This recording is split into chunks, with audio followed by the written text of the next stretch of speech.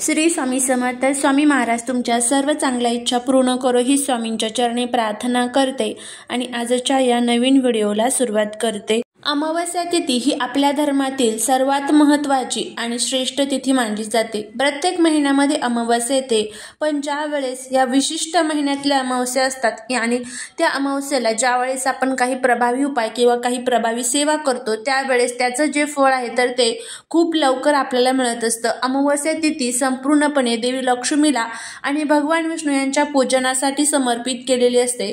त्याचबरोबर या दिवशी पितृदोष निवारणासाठी काही प्रभावी असे उपाय देखील केले जातात। तर यंदा 2025 मध्ये कार्तिक महिन्यातील अमावस्या तिथी जी आहे तर ती 19 नोव्हेंबर वार बुधवार या दिवशी अमावस्या तिथीचा प्रारंभ हा 9:44 सकाळी होत आहे आणि अमावस्या तिथीची समाप्ती जी आहे तर ती गुरुवार 20 नोव्हेंबर या दिवशी दुपारी 12:17 होत आहे।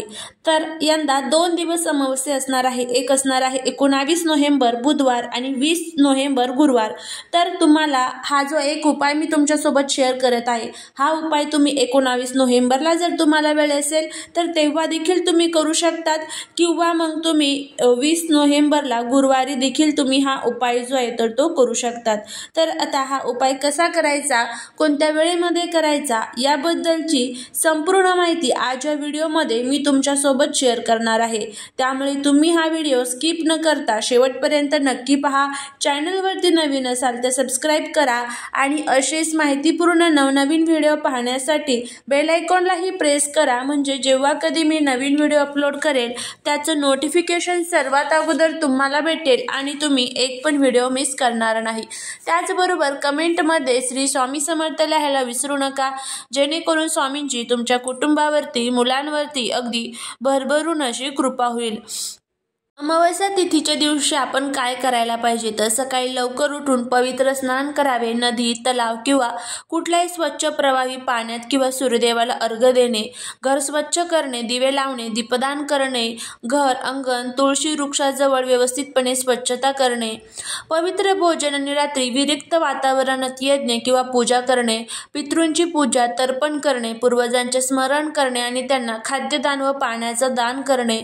स्तोत्रानुसार दानाचा या दिवशी खूप महत्त्व असतं। या दिवशी तुम्ही अन्नदान, तुळशीचे दान, दीपदान ह्या सर्व गोष्टी करू शकतात। या दिवशी आपल्याला काय टाळायचे असते तर तीव्र वादविवाद, क्रोध, अपशब्द, दुष्कर्म टाळावे, मांसाहार, मद्यपान किंवा अशुद्ध आचरण टाळावे, विशुद्ध आणि सात्विक जीवन यासाठी आपल्याला हे खूप महत्त्वाचं असतं।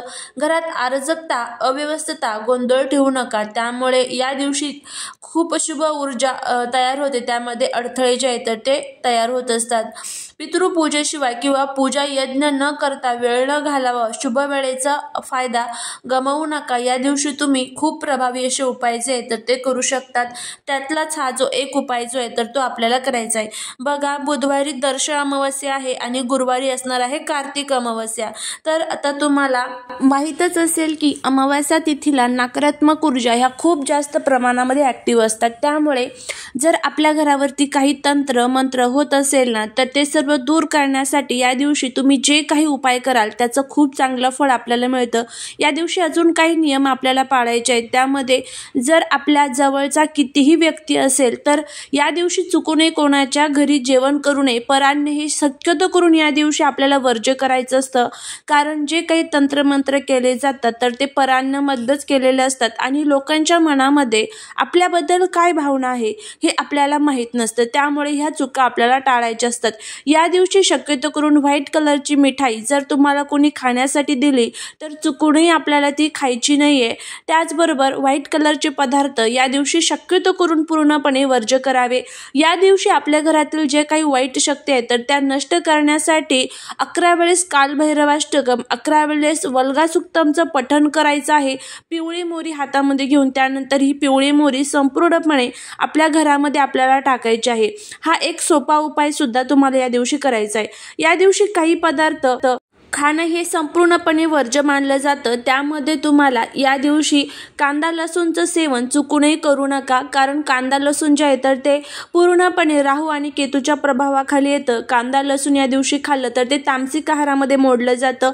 त्याचबरोबर नॉनव्हेजचे पदार्थ मांस, मटण, मच्छी, अंडी या सर्व पदार्थ जे आहेत तर ते चुकून या दिवशी आपल्याला खायचे नाही। हे पदार्थ जर आपण खाल्ले तर त्याचे सुद्धा आपल्याला अनेक प्रकारचे वाईट दुष्परिणाम जे आहेत तर ते भोगावे लागतात।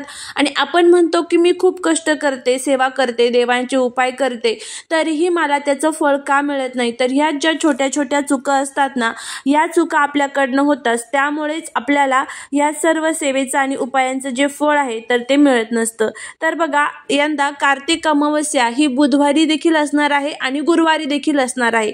तर तुम्हाला या दिवशी मी काही पदार्थ सांगत आहे, या पदार्थांपैकी हा एक पदार्थ जरी तुम्ही खाल्ला तरीही तुम्हाला 7 पिढ्या बसून खातील इतका पैसा तुमच्याकडे येईल। घरामध्ये आलेला सर्व पैसा टिकून राहील। देवी लक्ष्मीची अखंड कृपा जी आहे तर ती आपल्या वरती राहील। तर असा हा प्रभावी उपाय कसा करायचा याची संपूर्ण माहिती आज या व्हिडिओमध्ये मी तुमच्यासोबत शेअर करणार आहे। त्यामुळे व्हिडिओ हा स्किप न करता शेवटपर्यंत पहा। चॅनलवरती नवीन असाल तर सबस्क्राईब करा। या दिवशी जर आपण हे 3 पदार्थ खाल्ले तर महालक्ष्मीला हा दिवस अतिशय प्रिय असतो। या दिवशी काही विशिष्ट पदार्थ खाल्ल्याने देवीला अर्पण केले तर लक्ष्मी माता सहज आपल्यावरती प्रसन्न होते असं सांगितलं जातं। तर खाली 3 पदार्थ मी तुम्हाला सांगते, हे कार्तिक अमावस्येला तुम्ही जर खाल्ले तर देवी लक्ष्मीची विशेष कृपा जी आहे तर ती आपल्यावरती प्राप्त होईल। त्यामध्ये सर्वात पहिलं आणि महत्त्वाचं म्हणजे तुम्हाला या दिवशी खीर जी आहे तर ती खायची आहे। दूध, तांदूळ, साखर किंवा गूळ वापरून तुम्हाला याचा नैवेद्य करायचा आहे। आणि खीर हा देवीचा अत्यंत प्रिय नित्य नैवेद्य मानला जातो। लक्ष्मीला हा प्रिय आहे आणि खीर शुद्धतेचे प्रतीक आहे। दूध आणि तांदूळ यांचं संयोजन समृद्धी, शांती आणि सौभाग्य दर्शवते।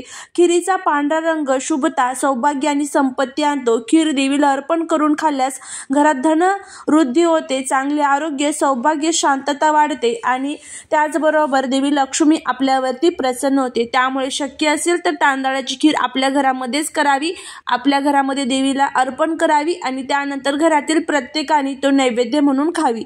त्यानंतर पुढचा जो पदार्थ आहे तर ते म्हणजे गोड पोळी किंवा पुरणपोळी। कार्तिक अमावस्येला गोड पोळी खाणे, मग तुम्ही ती गोड साखरेची पोळी खाऊ शकता, गुळाची पोळी बनवून खाऊ शकता, जर शक्य असेल तर पुरणपोळी बनवून खाऊ शकता। कारण का तर गूळ आणि तूप हे देवीच्या आवडत्या वस्तू आहेत। गोड पदार्थ घरातील कडू अनुभव दूर करतात, घरात गोडवा, प्रेम आणि सौभाग्य आणतात। गूळ समृद्धी, तूप पवित्रता आणि गहू हे भरभराटीचे प्रतीक आहे। त्यामुळे आपल्याला यापैकी एक पदार्थ जो आहे तर तो आवर्जून खायचा आहे। त्यानंतर पुढचा आहे उडीद भात किंवा उडदाचे पदार्थ। उडीद वडे किंवा उडदाची खिचडी तुम्ही खाऊ शकता, कारण कार्तिक महिन्यात उडीद अत्यंत शुभ मानले जातात। उडीद हा शनी आणि लक्ष्मी दोघांनाही शांत करणारा पदार्थ आहे। घरातील आर्थिक अडथळे दूर करतात, व्यवसाय आणि नोकरीत अडथळे कमी होतात। कार्तिक अमावस्येला उडदाचे पदार्थ खाल्ले की मानसिक स्थैर्य येते, आर्थिक अडचणी कमी होतात, घरातील ऊर्जा संतुलित राहते।